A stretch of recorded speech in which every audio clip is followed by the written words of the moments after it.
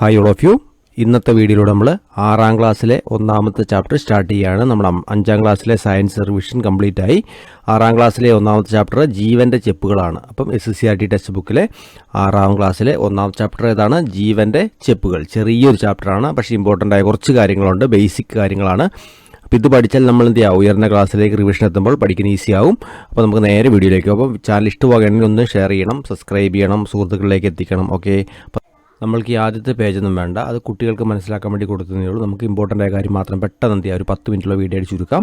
അപ്പം ഉറുമ്പിലും ചെറുതോ എന്ന ടോപ്പിക് കിടപ്പുണ്ട്. എന്ന് വെച്ചാൽ കാര്യം മനസ്സിലായെന്ന് കരുതുന്നത് എന്താണ്? ചെറിയ ജീവികളുണ്ട്, ചെറിയ ജീവികളെക്കുറിച്ച് പഠിക്കുന്ന ഉപകരണങ്ങൾ അല്ലേ, ചെറിയ ജീവികൾ ഏതാണ് എന്നൊക്കെയാണ് നമുക്ക് ഈ പടത്തിൽ പഠിക്കേണ്ടേ അല്ലേ. അപ്പോൾ ഇവിടെ കുറേ ജീവികളുടെ പേര് കൊടുത്തിട്ടുണ്ട്, നമുക്ക് അതിൻ്റെ കാര്യമില്ല, അതൊന്നും വേണ്ട. നമുക്ക് വേണ്ട കാര്യം നോക്കി ഇവിടെ ഒരു ലൈൻ വായിച്ചു തരാം. ഉറുമ്പാണോ കരയിലെ ഏറ്റവും ചെറിയ ജീവി ഇല്ലേ? പിള്ളേരോടൊക്കെ ചോദിച്ചാൽ പറയും ഉറുമ്പാണ് ചെറിയ ജീവി എന്നൊക്കെ പറയും അല്ലേ. അപ്പം നമ്മളോട് ചോദിക്കുവാണെന്ത്, ഉറുമ്പാണോ ചെറിയ ജീവി എന്ന് ചോദിക്കുക. അല്ല നമുക്കറിയാലോ. അപ്പം നമുക്ക് നോക്കിയേ, ഉറുമ്പിനേക്കാളും ചെറിയ ജീവി ഭൂമിയിലുണ്ട്. ഇവിടെ അടുത്ത പോയിന്റ് നോക്കി, നഗ്നനേത്രം കൊണ്ട് കാണാൻ കഴിയാത്ത ജീവികളെ നമുക്ക് എങ്ങനെയാണ് നിരീക്ഷിക്കാൻ പറ്റുക എന്നൊക്കെ കുറച്ച് കാര്യങ്ങൾ ചോദിച്ചിട്ടുണ്ട്. അപ്പം ഇവിടെ ഒരു സാധനമുണ്ട്, ഇമ്പോർട്ടൻ്റ് ആണ്. ഇമ്പോർട്ടൻ്റ് നമുക്ക് അറിയുന്ന കാര്യമാണ്, എന്ന് നോക്കിക്കോളൂ. എന്താണ്? നഗ്നനേത്രം കൊണ്ട് കാണാൻ സാധിക്കാത്ത സൂക്ഷ്മജീവികളെ നമുക്ക് മൈക്രോസ്കോപ്പിലൂടെ കാണാൻ കഴിയും. അപ്പോൾ ഈ വാക്കൊന്ന് ജസ്റ്റ് ഓർത്ത് വെച്ചാൽ മതി. എന്താണ് മൈക്രോസ്കോപ്പ് എന്ന് പറയുന്നതാണ്? മൈക്രോസ്കോപ്പ് എന്ന് പറയുന്നതാണ് നമുക്ക് കണ്ണുകൊണ്ടല്ലേ നേരിട്ട് കാണാൻ കഴിയാത്ത സൂക്ഷ്മജീവികളെ കാണാൻ പറ്റുന്ന ഉപകരണത്തിൻ്റെ പേരാണത് മൈക്രോസ്കോപ്പ്. അപ്പോൾ ഇത്രയും കാര്യം ഈ ഒരു 2 പേജിൽ ഈ ഒരു ചെറിയ പോയിന്റ് മാത്രമേ ഉള്ളൂ. നമുക്ക് അടുത്ത് നോക്കാം. നോക്കി, അപ്പോൾ ഈ പേജിൽ ഈ ഭാഗത്ത് അല്ലേ, ഈ ഭാഗത്ത് കുറച്ച് കാര്യങ്ങളൊക്കെ പറയുന്നുണ്ട്. മൈക്രോസ്കോപ്പിലൂടെ എങ്ങനെയാണ് പരീക്ഷിക്കുക അല്ലെ, പരിശോധിച്ച് നോക്കുക, ആ ജീവികളെ കാണുക എന്നൊക്കെ കൊടുത്തിട്ടുണ്ട്. നമുക്കതൊന്നും വേണ്ട. നമുക്ക് എന്ത് ചെയ്യാം, നമുക്ക് നേരെ ഇമ്പോർട്ടൻ്റ് ആയ മാത്രം നോക്കാം. നോക്കി, നഗ്നനേത്രങ്ങൾ കൊണ്ട് കാണാൻ കഴിയാത്ത ജീവികളാണ് സൂക്ഷ്മജീവികൾ. അപ്പോൾ സൂക്ഷ്മജീവികൾ എന്താണെന്ന് നമ്മൾ പഠിച്ചു. അപ്പം നമ്മൾ 2 കാര്യം ഇന്ന് പഠിച്ചിട്ടുള്ളൂ. ഒന്നാമത്തെ കാര്യം എന്താണ്? ഈ സൂക്ഷ്മജീവികളെ കാണാൻ ഉപയോഗിക്കുന്ന ഉപകരണത്തിൻ്റെ പേരെന്താണ്? മൈക്രോസ്കോപ്പാണ് അല്ലേ. ഇനി സൂക്ഷ്മജീവികൾ എന്ന് പറഞ്ഞാൽ എന്താണ്? നഗ്നനേത്രങ്ങൾ കാണാൻ കഴിയാത്ത ജീവികളെ പറഞ്ഞ പേരാണിത് സൂക്ഷ്മജീവി. എക്സാമ്പിൾ ഏതൊക്കെയാണെന്ന് നോക്കി, ഏതാ? അമീബ, അതേപോലെ പാരമീസിയം, യൂക്ലീന, ഇതൊക്കെ എക്സാമ്പിളാണ് അല്ലേ. ഓക്കെ, ഇനി അടുത്ത പേജിൽ നമുക്ക് ഈ ഒരു ബോക്സ് ഇമ്പോർട്ടൻ്റ് ആണ്. നമുക്ക് ഉയർന്ന ക്ലാസ്സിൽ പഠിക്കുന്നതിൻ്റെയൊക്കെ ഏറ്റവും ബേസായ ഒരു കാര്യമാണ്. നോക്കി, നമുക്ക് എല്ലാവർക്കും അറിയുന്ന കാര്യമാണ്, ജീവശരീരം നിർമ്മിക്കപ്പെട്ടിരിക്കുന്ന അനേകം ചെറു ഘടകങ്ങൾ ചേർന്നാണ്. ഒരു കുഞ്ഞുറുമ്പിൻ്റെ ശരീരം പോലും ഇത്തരം ആയിരക്കണക്കിന് ചെറു ഘടകങ്ങളാൽ നിർമ്മിതമാണ്. അപ്പോൾ മനസ്സിലായല്ലോ. നമ്മൾ കോശങ്ങളെക്കുറിച്ച് പറയുന്നല്ലേ, ഒരുപാട് നീട്ടി വലിച്ച് പറയുന്നില്ല, കോശങ്ങളെക്കുറിച്ച് പറയുക. അപ്പോൾ കോശങ്ങൾ എന്ന് പറയുന്നതാണ് ഒരു ചെറിയ ഉറുമ്പിൻ്റെ ശരീരം പോലും എന്താണ് ആയിരക്കണക്കിന് ചെറു ഘടകങ്ങളല്ലേ കോശങ്ങൾ കൊണ്ട് നിർമ്മിതമാണ്. അപ്പോൾ കോശം അത്ര ചെറുതാണെന്ന് പറഞ്ഞു വരുന്നത്. ഓക്കെയാണല്ലോ. അപ്പോൾ ഇങ്ങനത്തെ ചെറിയ അല്ലെ ജീവശരീരം നിർമ്മിക്കപ്പെട്ട ഈ ചെറു ഘടകങ്ങളെ വിളിക്കുന്ന പേരാണ് കോശങ്ങൾ. അപ്പം മനസ്സിലായല്ലോ എന്താ കോശങ്ങൾ എന്ന് പറഞ്ഞാൽ? ജീവശരീരം നിർമ്മിക്കപ്പെട്ട ഈ ചെറു ഘടകങ്ങളെ വിളിക്കുന്ന പേരാണ് കോശങ്ങൾ. മനസ്സിലായില്ലേ? ഇനി നോക്കി, നമ്മുടെ ഭൂമിയിൽ അല്ലേ എന്തുണ്ട്? ഒരു കോശം മാത്രമുള്ള ജീവികളുമുണ്ട്. അതാണ് നമ്മൾ ഓൾറെഡി നേരത്തെ പറഞ്ഞതാണ്, നമ്മുടെ നഗ്നനേത്രം കൊണ്ട് കാണാൻ പറ്റില്ല. ഒരു ഉറുമ്പിൻ്റെ ശരീരം പോലും ആയിരക്കണക്കിന് കോശങ്ങൾ കൊണ്ടാണ് നിർമ്മിച്ചതെന്ന് പറഞ്ഞു അല്ലേ. അങ്ങനെ വരുമ്പോൾ എന്താണ്? ഒരു കോശം മാത്രമുള്ള ജീവികളെ കണ്ണുകൊണ്ട് കാണാൻ പറ്റുമോ? സാധിക്കത്തില്ല അല്ലേ. അപ്പോൾ അതിനാണ് മൈക്രോസ്കോപ്പ് ഉപയോഗിക്കുന്നത്. അപ്പോൾ അതിനെ അങ്ങനെ വിളിക്കുന്ന ജീവികളെ വിളിക്കുന്ന പേരാണെന്ത്? ഏകകോശ ജീവികൾ. അപ്പോൾ ഈ ബോക്സ് എന്തൊക്കെയാണ് പഠിച്ചത്? കോശം എന്താണെന്ന് നോക്കി, അതേപോലെ ഏകകോശ ജീവികൾ എന്താണെന്ന് നോക്കി. ഓക്കെ, ഇനി നമ്മൾ നേരത്തെ ഓൾറെഡി ഡിസ്കസ് ചെയ്തായിരുന്നു. തൊട്ട് മേലെ ഫോട്ടോ നമ്മളിപ്പോൾ അതിൻ്റെ പിക്ചർ കണ്ടായിരുന്നു. ഏകകോശ ജീവികൾക്ക് എക്സാമ്പിൾ ഏതാണെന്ന് നോക്കി, അമീബ, പാരമീസിയം, യൂക്ലീന, ബാക്ടീരിയ, ഇവയൊക്കെ എന്താണ്? ഏകകോശ ജീവികളാണ്. മനസ്സിലായില്ലേ? ഇനി അതിൻ്റെ തൊട്ട് താഴെ ഒരു വാക്കുണ്ട്, എന്താണ്? ബഹുകോശ ജീവികൾ. പേര് തന്നെയുണ്ട്. എന്താ പേര് സംഭവം? ശരീരത്തിൽ ഒന്നിലധികം കോശങ്ങളുള്ള ജീവികളെ വിളിക്കുന്ന പേരാണെന്ത്? ബഹുകോശ ജീവികൾ.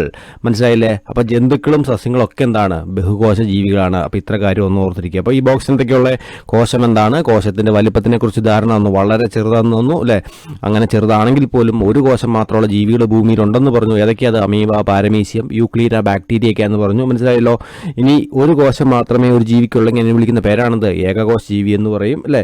ഒന്നിൽ കൂടുതൽ കോശം കൊണ്ട് അതിനെ വിളിക്കുന്ന പേരെന്താണ്? ബഹുകോശ ജീവികൾ എന്ന് പറയും. പിന്നെ ലാസ്റ്റ് പറഞ്ഞു സസ്യങ്ങളും ജന്തുക്കളും എന്താണ്? ബഹുകോശ ജീവികളാണ്. ഇത്രയുമാണ് ആ പേജിലുള്ളത്. ഓക്കെ,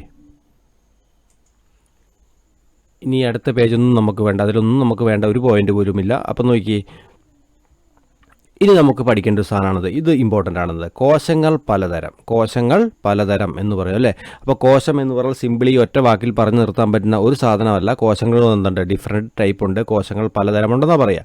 അപ്പം നമ്മൾ അതും പഠിച്ചു നീട്ടുന്നില്ല. നോക്കി, മനുഷ്യ ശരീരത്തിൽ 2 തരം കോശങ്ങളുണ്ട്. ഒന്നതാണ് പേശീകോശം, രണ്ടാമത്തത് നാഡീകോശം. അപ്പം മനുഷ്യ ശരീരത്തിൽ 2 കോശങ്ങൾ ഏതൊക്കെയാണ്? ഒന്ന് പേശീകോശവും 2 നാഡീകോശവും. അപ്പം ഓർത്തിരിക്കുക, ഇത്രയേ പഠിക്കാനുള്ളതിൽ, മനസ്സിലായല്ലോ.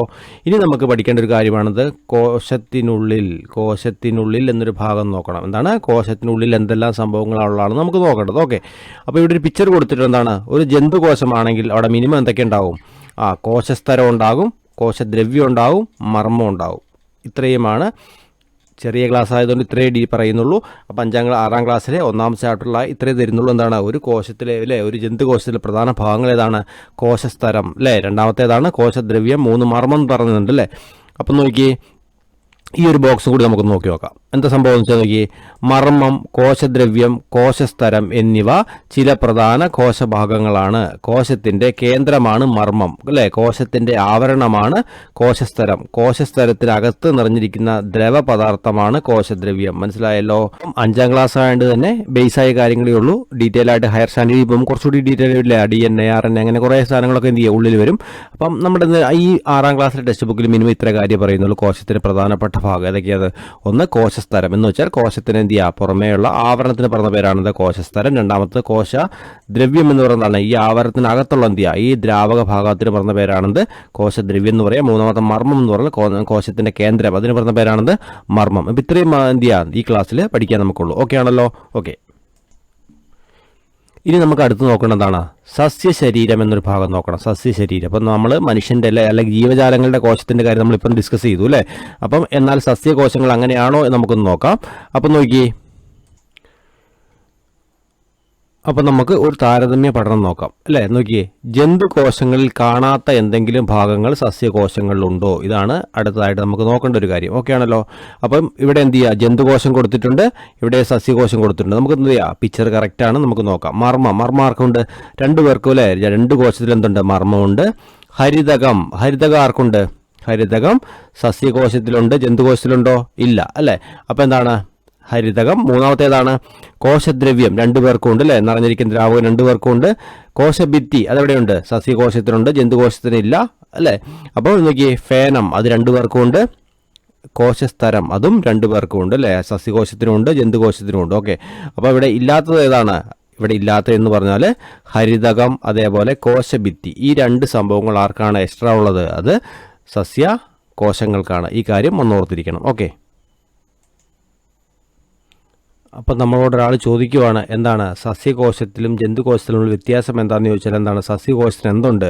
ആ സസ്യകോശത്തിൽ ഹരിതകമുണ്ട് അല്ലേ, ഹരിതകമുണ്ട്. അതേപോലെ എന്തുണ്ട്? കോശഭിത്തിയുണ്ട് അല്ലേ, കോശഭിത്തിയുണ്ട് അല്ലേ. അതേപോലെ മറ്റൊരെന്തുണ്ട്? വലിയ ഫേനം. എന്താണ് വലിയ ഫേനം? നോക്കൂ, വലിയ ഫേനാണെന്ന് നോക്കി, വലിയ ഫേനം അല്ലേ. ഇവിടെ ഫേനമുണ്ട്, ചെറുതാണ്, പക്ഷേ എന്താണ് സസ്യകോശത്തിന് എന്താണ്, അത് വലുതാണ് അല്ലേ. അപ്പോൾ വലിയ ഫേനം, അതാണ് സസ്യകോശത്തിൻ്റെ പ്രത്യേകത. ഓക്കെ, ഇനി 2-3 ഇൻഫർമേഷൻ കൂടി പറഞ്ഞുതരാം. കോശം എന്നത് കണ്ടുപിടിച്ച ആരാണ്? റോബർട്ട് ഹുക്കാണ്. കോശം കണ്ടുപിടിച്ച ആരാണ്? റോബർട്ട്. അപ്പം 1-2 കാര്യങ്ങൾ നമുക്ക് നോക്കാം. ഈ ചാപ്റ്ററിൻ്റെ ലാസ്റ്റ് ഭാഗമാണ്, അപ്പം നോക്കിക്കോളൂ. അപ്പോൾ കോശം കണ്ടുപിടിച്ച ആരാണ്? റോബർട്ട് ഹുക്കാണ്. കോശം കണ്ടുപിടിച്ച ആരാണ്? റോബർട്ട് ഹുക്ക് അല്ലേ.